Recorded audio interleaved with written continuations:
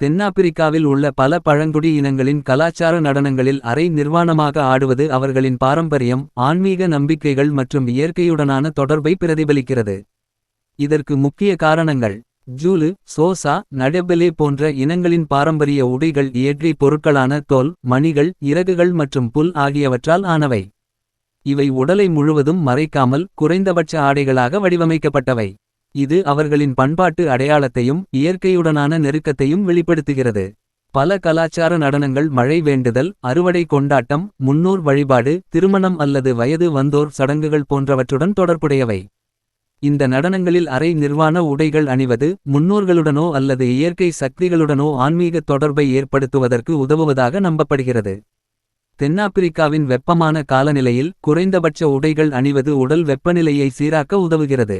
மேலும் இயற்கையுடன் இணைந்து வாழும் பழங்குடி மக்களுக்கு உடலை மறைப்பதை விட இயற்கையான தோற்றம் முக்கியமாக கருதப்படுகிறது.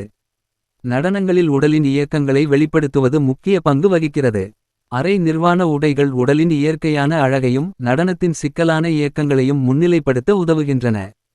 சில சமூகங்கள் காலனிய ஆட்சியின் போது மேற்கத்திய ஆடைகளை திணிக்கப்பட்டதற்கு எதிராக தங்கள் பாரம்பரிய உடைகளை பயன்படுத்துவதன் மூலம் தங்கள் கலாச்சார அடையாளத்தை வலியுறுத்துகின்றன.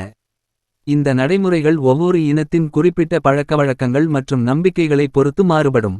எடுத்துக்காட்டாக, ஜூலு மக்களின் ரீட் டான்ஸ் உம்ஹலாங்கா சடங்கில் இளம் பெண்கள் பாரம்பரியமாக மணிகள் மற்றும் குறைந்தபட்ச ஆடைகளுடன் நடனமாடுவது அவர்களின் கலாச்சார புனிதத்தையும் ஒற்றுமையையும் வெளிப்படுத்துகிறது.